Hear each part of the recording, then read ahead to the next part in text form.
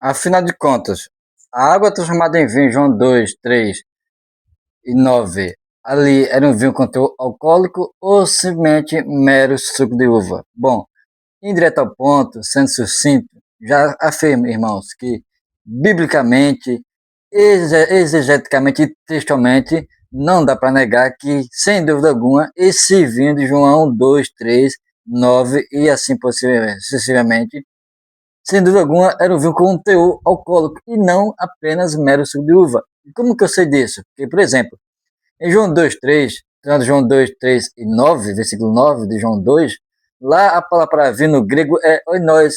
E essa palavra oinós no grego vai definir também a mesma palavra vinho lá em Éfesos 5, 18, que pode dizer assim, ó. Olha só que Paulo diz.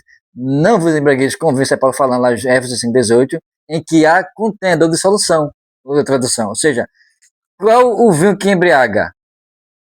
Sem dúvida tem que ter alcoólico, ter alcoólico. E a minha palavra para definir esse vinho que embriaga ali é o nós também. A minha palavra grega que define vinho lá que embriaga lá em Éfeso 18, o nós, é a meio que define o vinho que a gente transformou aqui. Alguém vem aqui em João 2, 3 e 9. E mais detalhe. Lá em 1 Timóteo capítulo 5, versículo 23, fala assim para Timóteo, Timóteo, não beba somente água, mas beba também um pouco, olha só. Pouco, é importante ser frisado aqui, bebe também um pouco de vinho. Por conta que por conta das tuas constantes enfermidades. A palavra vem também aqui em Éfesos 5, melhor, 1 Timóteo 5, 23, onde Paulo orienta Timóteo não só tomar água, mas também beber um pouco, o equilíbrio, claro, ali envolve equilíbrio, um pouco envolve equilíbrio. Essa minha palavra grega, nós também define lá como vinho, para Timóteo, mostrando que também a orientação de Paulo, que a Timóteo tomar vinho, de fato, esse vinho tem um teor alcoólico, porém Paulo orienta a Timóteo tomar com equilíbrio, e tinha um propósito para Timóteo tomar por conta de duas das suas constantes enfermidades. Possivelmente, o vinho aqui nesse contexto envolvia como um tipo de remédio ou um tipo de substância medicinal que ajudaria Timóteo de alguma forma com a sua enfermidade, enfrentar a sua enfermidade. Então, o vinho aqui é indicado como um tipo de medicamento que cirurgicamente ajudaria o jovem pastor Timóteo, de fato, a lidar com as suas constantes enfermidades, como diz o próprio Paulo, ok? Se nós formos também para Éfeso, capítulo 1 Timóteo 3,8, também você vai ver que a mesma palavra grega também que define lá a palavra vinho também é o nós, a palavra grega é a mesma, então, enfim. Agora tem um texto-chave que vai de fato dar checkmate para esse assunto que próximo, que de fato Cristo não só transforma a água em vinho, lá, e que aquele vinho tem teor alcoólico lá de João 2, 3, como também Cristo, o próprio Cristo ingeriu sim esse tipo de vinho com teor alcoólico, sem dúvida alguma, que é uma prova, vamos lá para o texto bíblico de Lucas, capítulo 3, versículo 33 e 34 é assim, ó.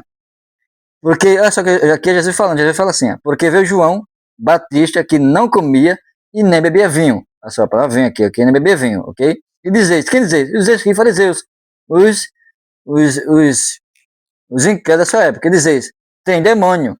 Agora, versículo 34. Veio o Filho do Homem, que é o próprio Cristo, que é o próprio Senhor Jesus Salvador, e come e bebe. E dizeis, eis aí um homem comilão e bebedor de vinho.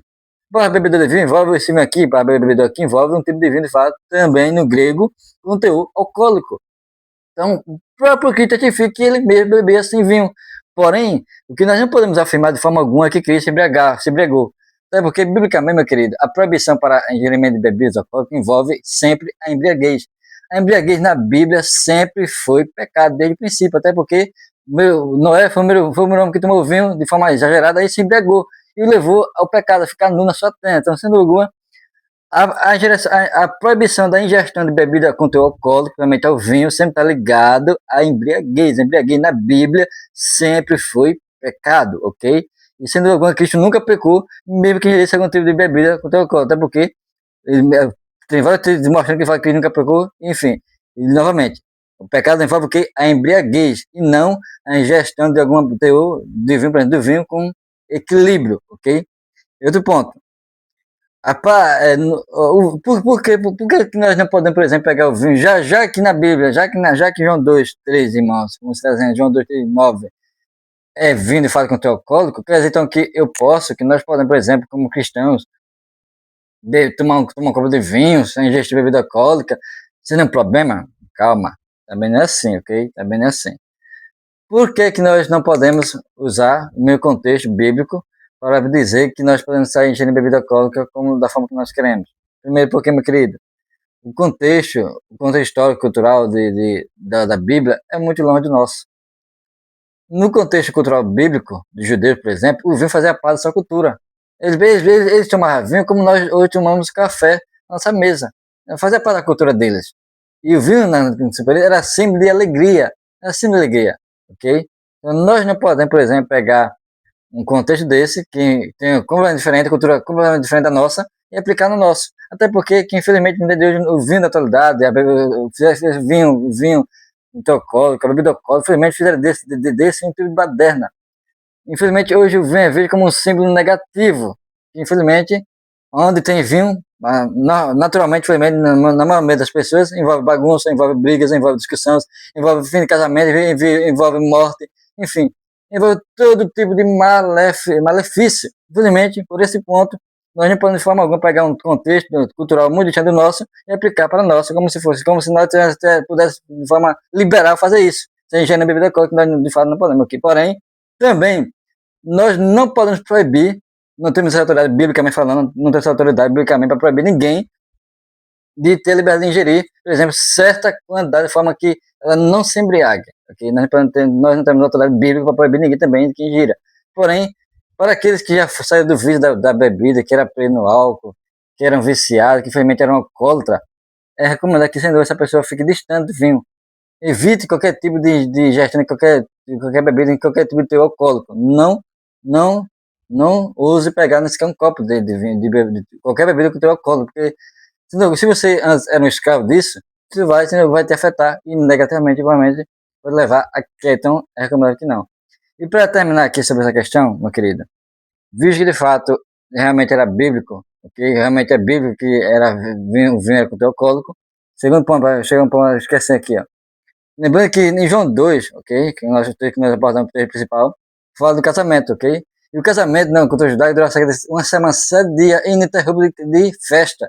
Então, olha só. Com essa festa de 7 dias, ali entravam e saíam pessoas convidadas ali naquela festa, sem dúvida alguma. E não era só, era 7 dias de festa. O vinho era símbolo de alegria. Faltar vinho naquele contexto onde Jesus transformou alguém vinho e falou que foi necessário, se jogou ali era algo terrível e muito humilhante para o noivo, para o dono da festa, porque ali mostra que ele era alguém, infelizmente, muito pobre, que não pôde suprir as necessidades básicas do casamento, que é o vinho.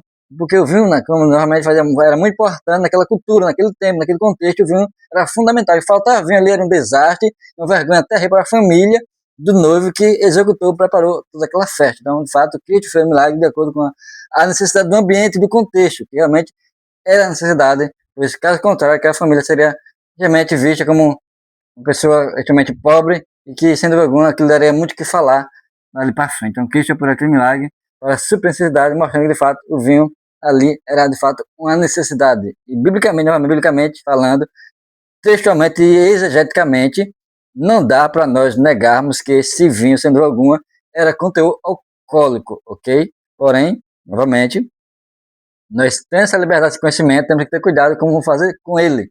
Nós não podemos fazer esse conhecimento uma liberdade para viver no pecado e nem na bebedeira, porque bebedeira ou embriaguez é pecado, ok? Bebedeira, embriaguez é pecado, biblicamente falando, em todos os contextos é pecado, sem dúvida alguma. Então, não podemos ter esse conhecimento para poder vivermos na bebedeira, porque bebedeira, embriaguez, sempre foi pecado na Bíblia. A Bíblia sempre é Bíblia, embriaguez.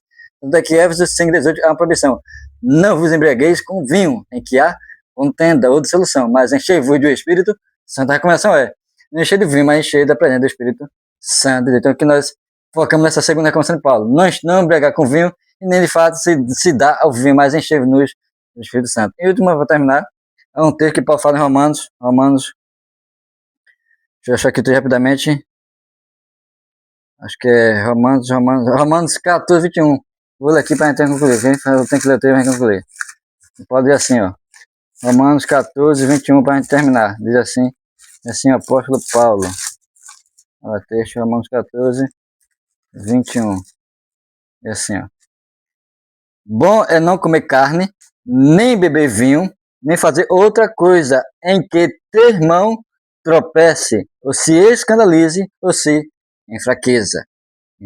Então, em última instância, nós temos que ser conduzidos com base no amor ao próximo. Portanto, mesmo que eu tenha conhecimento que beber certa quantidade de vinho ou com teu alcoólico não é pecado, eu não posso sair bebendo vinho como forma que eu quero, onde eu quero, com quem eu quero, porque se eu sei que meu irmão mais fraco no conhecimento, na sua intelectualidade, sua maturidade espiritual, vai tropeçar, vai cair, vai se escandalizar, se isso vai afetar a espiritualidade do meu irmão, então eu logo não devo beber vinho, fazer qualquer outra coisa que leve meu irmão a tropeçar, ok? Porque esse irmão, por quem mais fraco, ou o qual eu posso fazer tropeçá-lo, esse irmão foi mais um, ou de muitos por quem Cristo morreu. Eu não posso levar meu irmão, por qual Cristo morreu, ao tropeço. Então, base no amor, eu tenho que evitar se isso vai levar meu irmão à queda e ao escândalo, ok? Então, que Deus tenha misericórdia de nós, que nós possamos saber fazer uso do conhecimento que temos a respeito da palavra de Deus, ok? Deus abençoe a todos, em Cristo Jesus.